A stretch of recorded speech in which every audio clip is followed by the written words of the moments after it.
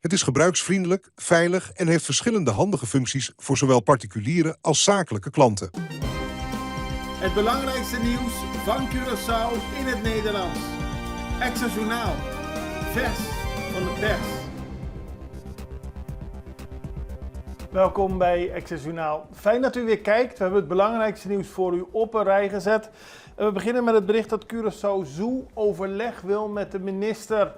Dat is een nieuwe stap in een zaak tussen minister van Gezondheid, Milieu en Natuur Javier Silvania en Curaçao Zoo. Er is vorige week bekend geworden dat een brief is gestuurd door de minister aan Curaçao Zoo, waarin melding wordt gemaakt van een beëindiging van de beheersovereenkomst met de Fondation Parque Tropical. En daar kan Curaçao zich niet in vinden. Ze zeggen dat ze plotseling werden overvallen door een bezoek van de minister die een envelop overhandigde. Alle zaken die erin staan worden ontkend door het bestuur. En ze gaan nu uit van een verzoek aan de minister om een constructieve dialoog te voeren met hem en zijn adviseurs, om te geraken tot een zinvolle oplossing in het belang van de maatschappelijke functie die de dierentuin vervult. En als laatste zin stelt het bestuur dat het hoopt dat deze kwestie in de minne kan worden opgelost ter voorkoming van onnodige juridische procedures. De minister en Curaçao Zoo staan dus lijnrecht tegenover elkaar. De regering heeft gezegd dat ze de beheersovereenkomst willen opzeggen, maar het bestuur wil vooral praten en accepteert de gang van zaken niet. Overheid stuurt leden van een huurcommissie naar huis. Dat schrijft de Extra vandaag. De regering van Curaçao heeft in een decreet vorige week, die is ondertekend door de minister van Bestuur, Planning en Dienstverlening Kimberly Louyantai, besloten alle leden van de zogenaamde huurcommissie te ontslaan. Dit gebeurde zonder dat de minister vooraf een gesprek met hen voerde. Dat zegt de voorzitter van de commissie, Artois Herrera. Hij zegt dat het gaat om een eenzijdige beslissing en dat er argumenten worden aangedragen waar hij het niet over eens is. Er wordt gesproken over het functioneren van de commissie, die volgens de voorzitter wel zorgvuldig hebben gehandeld. Ze kregen een decreet afgelopen vrijdag en aan het begin van de maand hadden ze al een brief gekregen waarin werd aangekondigd dat alle leden ontslag zouden krijgen. Er vinden geen zittingen meer plaats, maar Herrera betwijfelt of de commissieleden juridisch gezien nog wel bevoegd zijn om op te treden. Dus eigenlijk is daarmee de huurcommissie opgeheven. Ombudsman noemt vuilstort op Bonaire onhoudbaar. De nationale ombudsman in Nederland noemt de situatie rond de illegale vuilstort bij Lagoon op Bonaire onhoudbaar. In een brief aan de Tweede Kamer dringt hij erop aan om een acute stop van de vuilstort door te voeren. Vandaag sprak de Kamer over dit onderwerp. De ombudsman bezocht de vuilstort tijdens zijn bezoek aan Bonaire eerder deze maand. En hij noemt de situatie urgent en zorgwekkend en zegt: het kan en mag niet zo zijn dat wat in Europees Nederland ondenkbaar is, in Caribisch Nederland gewoon gangbaar is. Rechter geeft oordeel over organisatie CEU. Gisteren heeft de rechter beslist dat de Fondation Cultural CEU geen exclusief recht heeft om het CEU-feest op ons eiland te organiseren. De stichting had de regering van Curaçao voor de rechter gedaagd, omdat zij dit jaar geen subsidie kreeg voor de organisatie van het CEU-feest. De regering, in dit geval het ministerie van Onderwijs, Wetenschap, Cultuur en Sport, koos ervoor commissies samen te stellen die de verschillende activiteiten van het CEU-feest organiseerden. De stichting werd in 1997 opgericht en dan heb ik het over de Fondation Cultural CEU Curaçao. En vanaf dat moment kregen ze elk jaar subsidie om het CEU-feest te organiseren. Vorig jaar dus niet. Daarvoor stapten ze naar de rechter, maar de rechter geeft hen geen gelijk. Dan de IPCO noemt geopolitieke ontwikkelingen nog steeds een punt van zorg. Dat bleek bij de persconferentie gisteren van het Interparlementair Koninkrijksoverleg. Daar werd aangegeven dat tijdens het Interparlementair Koninkrijksoverleg er verschillende presentaties waren gegeven. En voor de Caribische delen van het Koninkrijk zijn er nog steeds grote zorgen over de geopolitieke ontwikkelingen. De delegaties hebben afgesproken zoveel mogelijk gezamenlijk op te trekken in het dossier. Ze besluiten ook het onderwerp op de agenda van het IPCO te houden. En ze vragen de Koninkrijksregering de landen zoveel mogelijk te informeren, waar mogelijk is, over actuele dreigingen en mogelijke antwoorden daarop. Dan gaan we naar de Miguel Pourrier Academy, want er vond een onthulling plaats van het borstbeeld van Miguel Pourrier.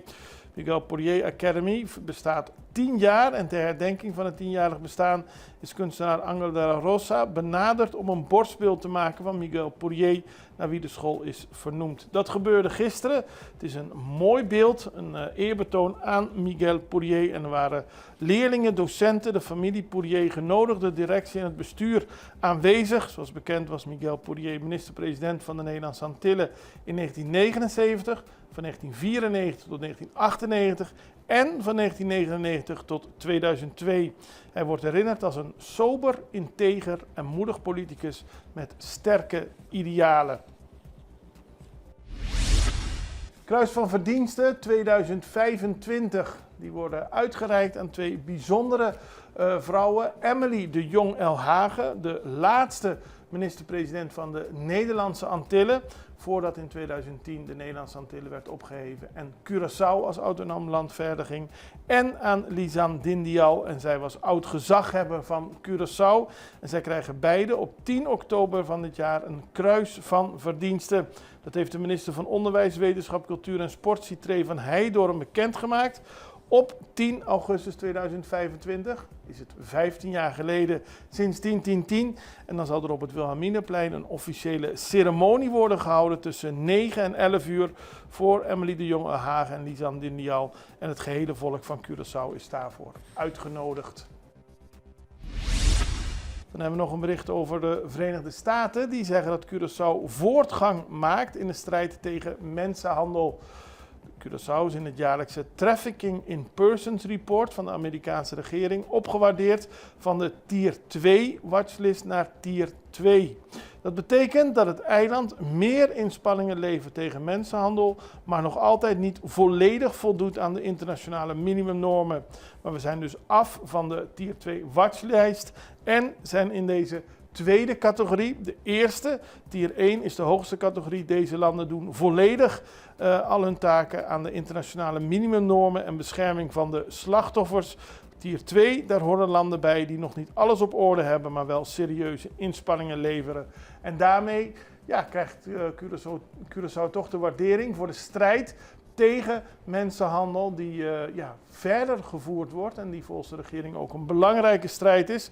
De regering die heeft een bredere strategie, dat is in 2024 opgesteld en ze willen uiteindelijk toewerken naar de Tier 1 status. Het beleid van de Curaçaose regering richt zich op preventie van mensenhandel, vroegtijdige herkenning en ondersteuning van slachtoffers en straffen van de daders. Wij gaan even naar een break. We zijn zo bij u terug. Banco di Caribe presenteert met trots haar gloednieuwe mobiele bankapp. Ontworpen met uw gemak in gedachten. Download de app vandaag nog in de App Store of via Google Play. Het nieuwe app-icoon is te herkennen aan de oranje kleur met het Banco di Caribe logo in het wit.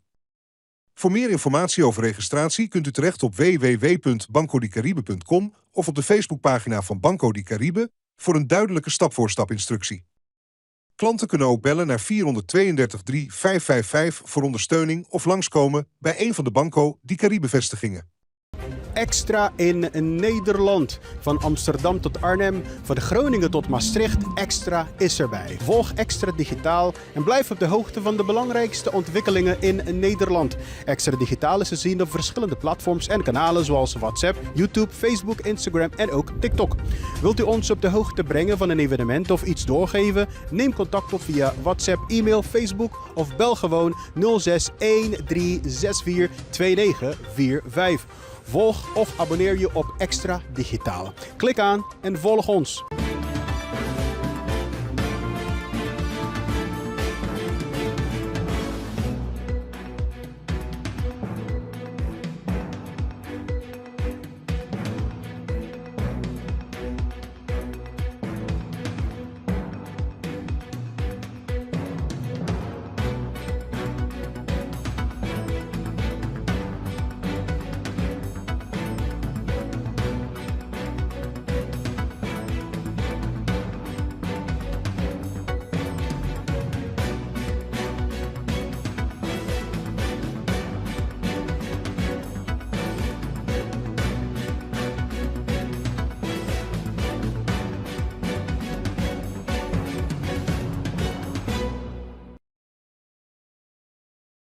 We beginnen op de BES-eilanden, want vanaf 11 november krijgen alle bewoners van Bonaire, Sint-Eustatius en Saba een BSN, een burgerservice nummer.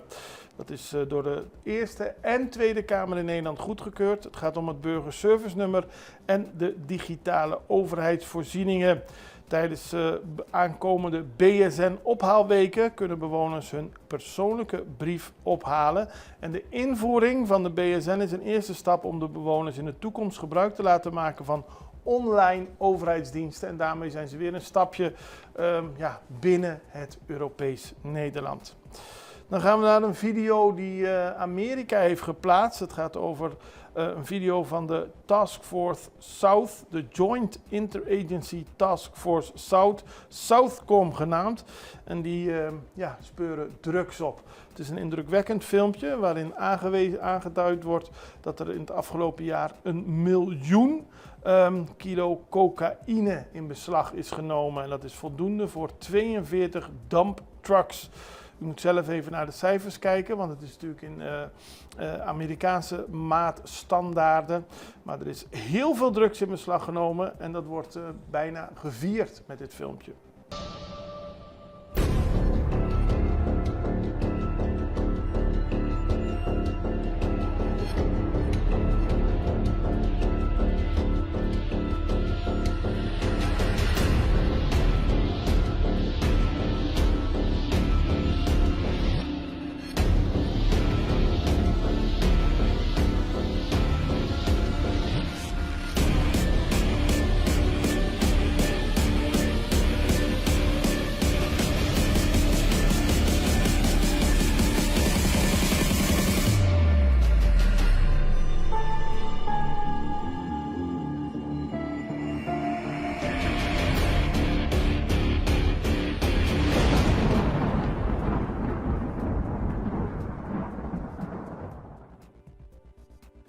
Dan gaan we naar een heel ander onderwerp. Vandaag begint de Senior Exchange tussen Saba en Statia. En dat betekent dat ouderen op de beide eilanden een culturele viering hebben om de twee eilanden, de ouderen van de twee eilanden, bij elkaar te brengen.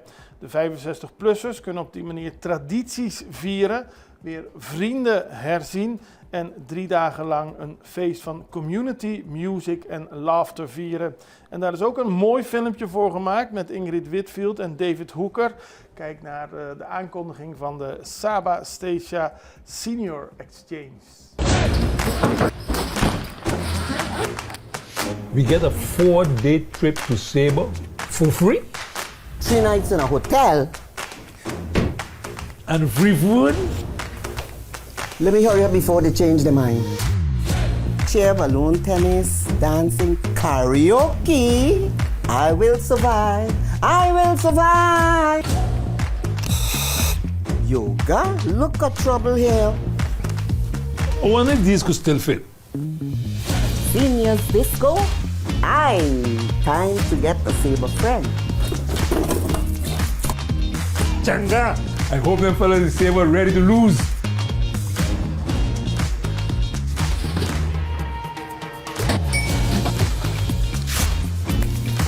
Or you don't stay on board. Come with us. Act fast. Spots are limited.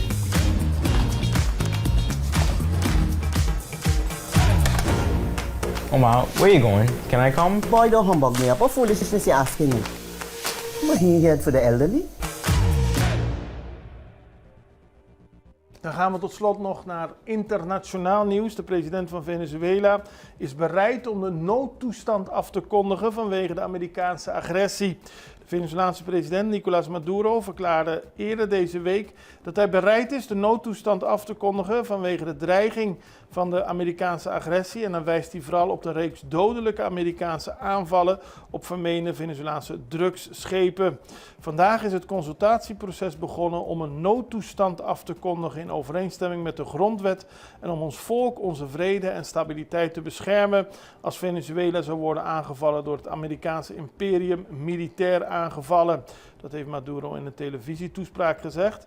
En eerder die dag heeft vicepresident Delcy Rodriguez, eerder gisteren dus, tegen buitenlandse diplomaten gezegd dat Maduro een decreet had ondertekend waarmee hij zichzelf speciale bijvoegdheden gaf als staatshoofd om op te treden in defensie- en veiligheidskwesties. Het is niet duidelijk wat zich nu precies gaat afspelen, maar Venezuela wil in ieder geval alle mogelijkheden om klaar te zijn voor Amerikaanse agressie. Vorige week werd er gesproken dat Amerika erover denkt om drugslaboratoria in Venezuela aan te vallen. Ze hebben daarvoor ook kruisraketten op hun boten. Het is nog niet zo ver, maar de spanning neemt wel verder toe. En Venezuela is zich ook aan het voorbereiden op eventuele aanvallen. We houden het voor u in de gaten, net zoals we al het nieuws voor u in de gaten houden. En we hopen dat u er morgen weer bij bent. Allerbeste, tot ziens. Dag.